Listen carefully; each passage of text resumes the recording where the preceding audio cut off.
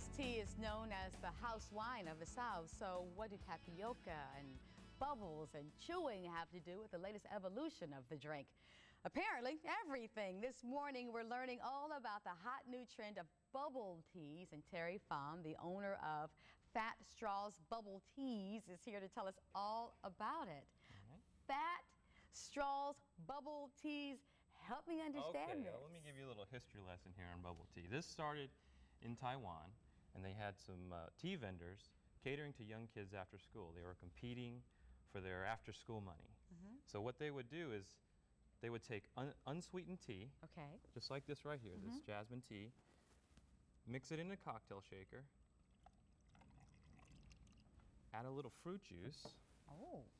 Because it didn't take a genius to figure out. Fruit juice. This is a little mango juice. Oh, that sounds good. And it didn't take a genius to figure out that kids like sugary snacks. No, so no. I would shake it in a cocktail shaker just like this. And they would serve it over ice. Shaken, not stirred. That's right.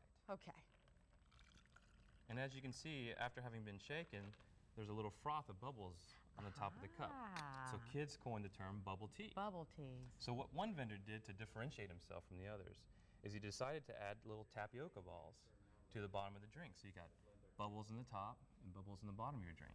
And it will serve with one of these fat straws. You have to have a fat straw to drink the bubble tea, should I? Go ahead. All right. Here we go. And you just kind of sip and chew on it. That's fun. That is so much fun. Right. So there's a bunch of different varieties of bubble tea. You have fruit-based teas. You can do like a milk-based tea. This is a blended black tea. We call it our classic milk tea. It's this is sweetened with brown sugar. It's got some non-dairy creamer. Let's try that too. All Why not? Now that tapioca tastes more like a gummy bear. Has a gummy bear-like texture.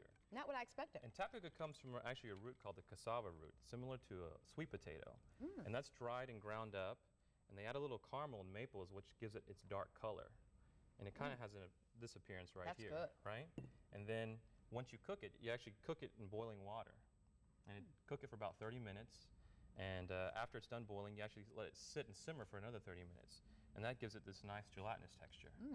And what we do is the jasmine tea, this is a jasmine tea here. We brew this jasmine tea here. And this white tea, I'm going to go ahead and brew a hot tea for you. And you can do bubble teas iced or hot. You can add bubbles to smoothies, to slushes. It's a whole concoction. There is so much talk about white tea.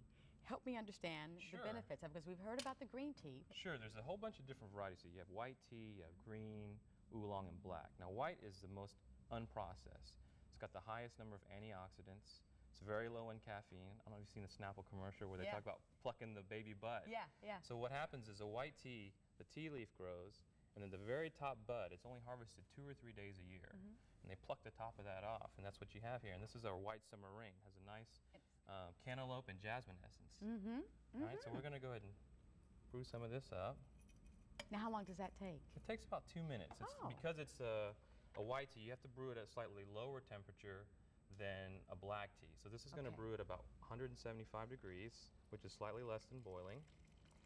And the health benefits, we've got the antioxidants. You got the antioxidants, it's very low in caffeine. A lot of people say it helps relax them, and it's great. But that jasmine, is that the jasmine? And this is the jasmine that we brewed in the mango tea that you had.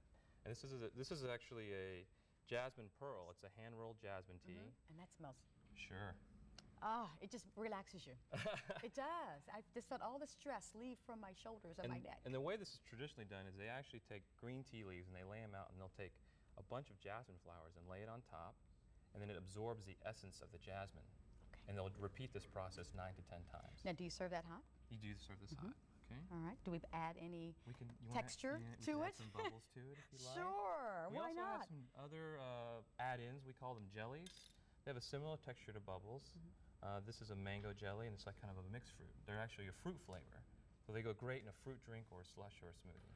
So this is huge.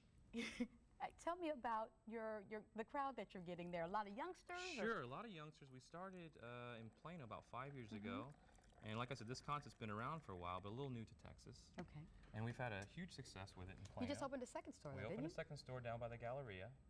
And kind of a different market, a lot of younger people, and it's great. We got a much loungier environment. Okay. Come in. Well, I'm going to reach for that with my sports watch hand Two from hands. Harry Winston, of course. You know, because I have to. If you're going to stare, you might as well give them something to stare That's at, right? That's right. All right. There are 2 Fat Straw bubble tea locations in Plano at the northeast corner of Park Boulevard and Midway Road, and their newest location in Dallas at the corner of Alpha Road and Noel. That's right near the Galleria. All right, Gary? Thank you very much, Brenda. Bubble on. Okay, along with the flowers from